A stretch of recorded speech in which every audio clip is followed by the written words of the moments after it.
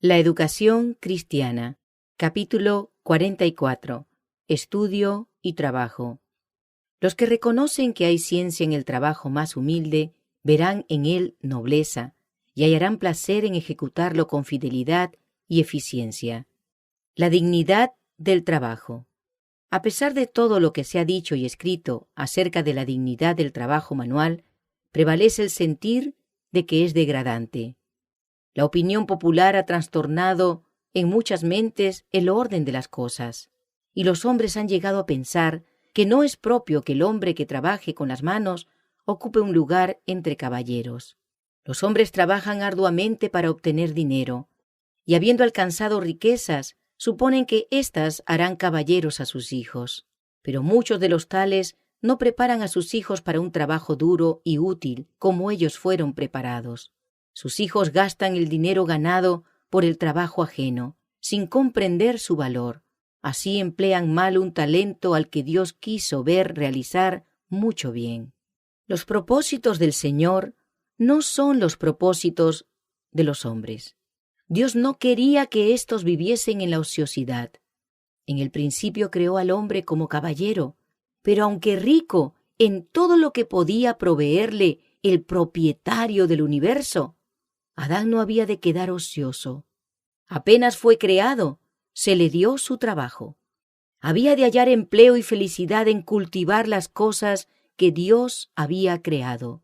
Y en respuesta a su trabajo, sus necesidades iban a ser abundantemente suplidas con los frutos del jardín del Edén. Mientras nuestros primeros padres obedecieron a Dios, su trabajo en el huerto fue un placer, y la tierra les daba de su abundancia para sus necesidades. Pero cuando el hombre se apartó de la obediencia, quedó condenado a luchar con la semilla sembrada por Satanás y ganar su pan con el sudor de su frente. Desde entonces debía batallar con afanes y penurias contra el poder al cual había cedido su voluntad. Era el propósito de Dios aliviar por el trabajo el mal introducido en el mundo, por la desobediencia del hombre. El trabajo podía hacer ineficaces las tentaciones de Satanás y detener la marea del mal. Y aunque acompañado de ansiedad, cansancio y dolor, el trabajo es todavía una fuente de felicidad y desarrollo, y una salvaguardia contra la tentación. Su disciplina pone en jaque la complacencia propia y fomenta la laboriosidad, pureza y firmeza. Llega a ser así parte del gran plan de Dios para restaurarnos de la caída.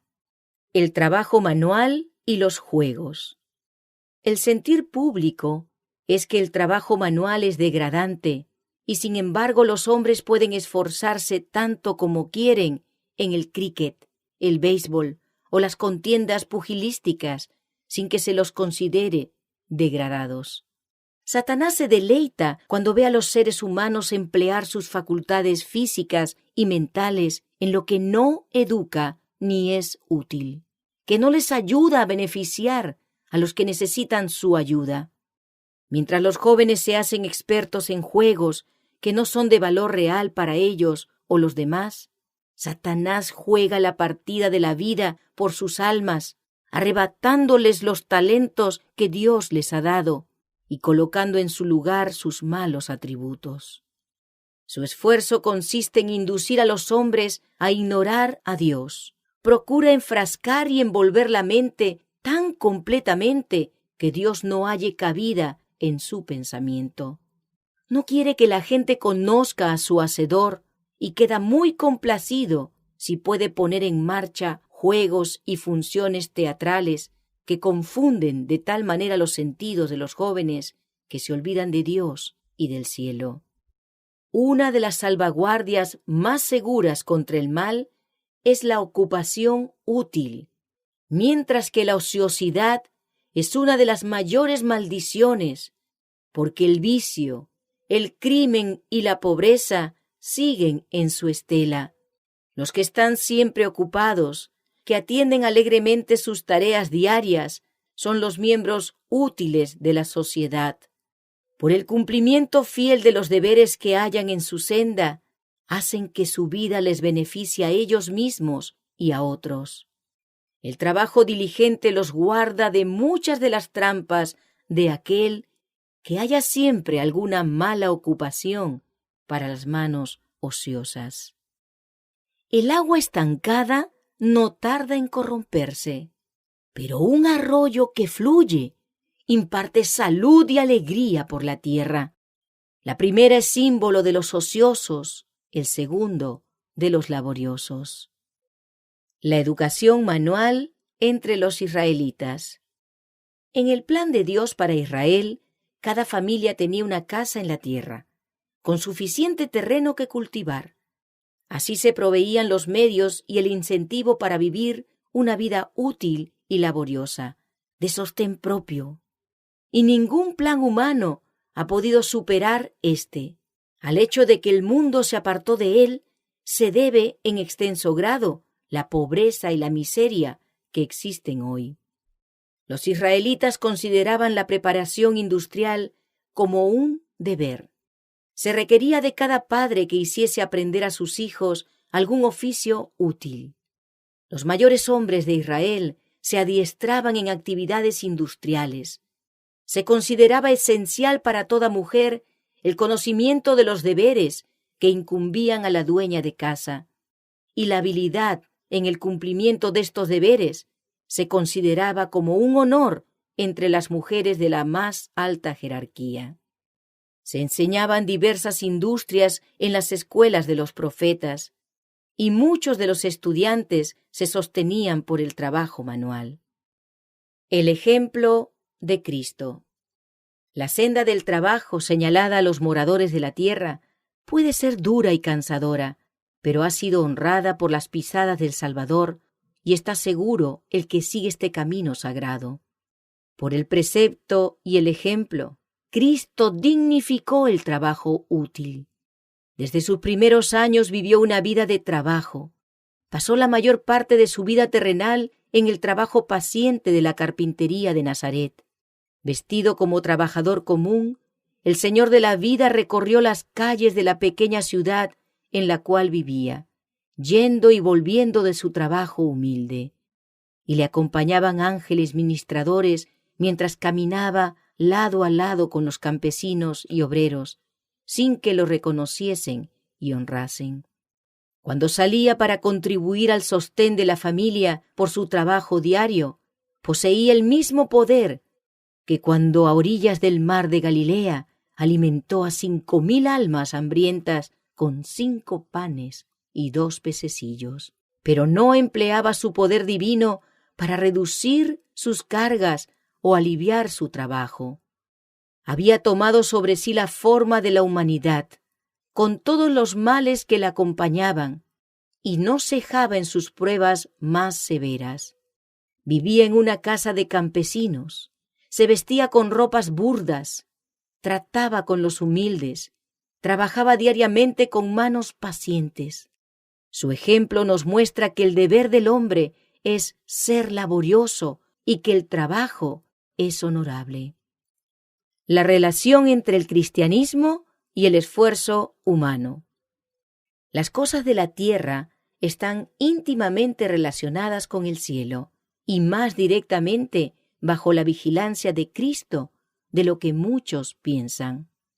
Todos los inventos y perfeccionamientos correctos tienen su fuente en aquel que es admirable en consejo y excelente en su obra. El toque hábil de la mano del médico, su poder sobre los nervios y los músculos, su conocimiento del delicado mecanismo del cuerpo, es la sabiduría del poder divino que ha de emplearse en favor de los dolientes. La habilidad con que el carpintero usa sus herramientas, la fuerza con que el herrero golpea el yunque, provienen de Dios. En cualquier cosa que hagamos, donde quiera que estemos colocados, Él desea controlar nuestra mente a fin de que hagamos un trabajo perfecto. El cristianismo y los negocios debidamente comprendidos no son cosas separadas, sino una sola. La religión de la Biblia ha de introducirse en todo lo que hagamos y digamos. Los agentes humanos y los divinos han de combinarse en las realizaciones temporales, tanto como en las espirituales. Han de unirse todas las actividades humanas en los trabajos mecánicos y agrícolas, en las empresas mercantiles y científicas. Hay un remedio para la indolencia. Consiste en desechar la pereza como un pecado que conduce a la perdición y dedicarse al trabajo usando con resolución y vigor la capacidad física que Dios nos ha dado.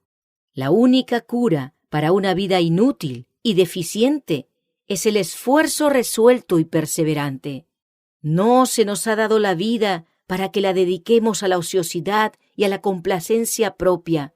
Grandes posibilidades hay colocadas delante de nosotros. En su capital de fuerza se ha confiado un precioso talento a los hombres para que trabajen. Es de más valor que cualquier depósito bancario y debe ser apreciado altamente, porque mediante las posibilidades que ofrece para habilitar a los hombres a vivir una vida feliz y útil, se le puede hacer rendir interés e intereses compuestos. Es una bendición que no puede ser comprada con oro o plata, casas o tierras. Y Dios requiere que la usemos sabiamente. Nadie tiene derecho a sacrificar este talento a la influencia corrompida de la inacción. Todos son responsables tanto por el capital de las fuerzas físicas como por el de los recursos pecuniarios. No siempre ganan la carrera los veloces, ni la batalla los fuertes, y los que son diligentes en los negocios no siempre prosperan. Pero la mano de los diligentes enriquece, y mientras la indolencia y la somnolencia agravian al Espíritu Santo y destruyen la verdadera piedad, también llevan a la pobreza y a la necesidad. La mano negligente hace pobre. El trabajo juicioso es tónico para la familia humana. Hace fuertes a los débiles, ricos a los pobres, felices a los desgraciados. Satanás está en acecho, listo para destruir a aquellos que en su tiempo libre le dan oportunidad de acercarse a ellos bajo algún disfraz atrayente. Nunca tiene más éxito que cuando se acerca a los hombres en sus horas de ocio. La lección de laboriosidad y contentamiento. Entre los males resultantes de las riquezas, uno de los mayores es la idea corriente de que el trabajo es degradante. El profeta Ezequiel declara: «He aquí que esta fue la maldad de Sodoma, tu hermana. Soberbia, hartura de pan y abundancia de ociosidad tuvo ella y sus hijas, y no corroboró la mano del afligido y del menesteroso». Aquí se nos presentan los terribles resultados de la ociosidad, que debilita la mente, degrada el alma y pervierte el entendimiento, haciendo una maldición de lo que fue dado como una bendición. Los hombres y mujeres que trabajan son los que ven cosas grandes y buenas en la vida, y son los que están dispuestos a llevar sus responsabilidades con fe y esperanza. Muchos de los que siguen a Cristo tienen que aprender todavía la lección esencial del contentamiento y la diligencia en los deberes necesarios de la vida. Requiere más gracia y más severa disciplina de carácter el trabajar para Dios como mecánico, negociante, abogado o agricultor, cumpliendo los preceptos del cristianismo en los negocios de la vida, que el trabajar como misioneros reconocidos. Se requiere vigoroso nervio espiritual para introducir la religión en el taller, la oficina, santificando los detalles de la vida diaria y ordenando toda transacción de acuerdo con la norma de la palabra de Dios. Pero esto es lo que el Señor requiere. El apóstol Pablo consideraba la ociosidad como un pecado. Aprendió el oficio de hacer tiendas en todos sus detalles, importantes o insignificantes, y durante su ministerio trabajaba a menudo en ese oficio para mantenerse a sí mismo y a los demás. Pablo no consideraba como tiempo perdido el que pasaba así. Mientras trabajaba, el apóstol tenía acceso a una clase de personas a quienes no podría haber alcanzado de otra manera. Mostraba a sus asociados que la habilidad en las artes comunes es un don de Dios. Enseñaba que aún en el trabajo de cada día se ha de honrar a Dios. Sus manos encallecidas por el trabajo no restaban fuerza a sus llamamientos patéticos como ministro cristiano. Dios quiere que todos trabajen. La atareada bestia de carga responde mejor a los propósitos de su creación que el hombre indolente. Dios trabaja constantemente. Los ángeles trabajan. Son ministros de Dios para los hijos de los hombres. Los que esperan un cielo de inactividad quedarán chasqueados, porque en la economía del cielo no hay lugar para la satisfacción de la indolencia, pero se promete descanso a los cansados y cargados. El siervo fiel es el que recibirá la bienvenida al pasar de sus labores al gozo de su Señor. Depondrá su armadura con regocijo y olvidará el fragor de la batalla en el glorioso descanso preparado para los que venzan por la cruz del Calvario. Por todos lados hay padres que están descuidando el instruir y preparar a sus hijos para el trabajo útil. Se permite a los jóvenes que se críen en la ignorancia de los deberes sencillos y necesarios. Los que han tenido este infortunio deben despertar y asumir la carga del asunto ellos mismos.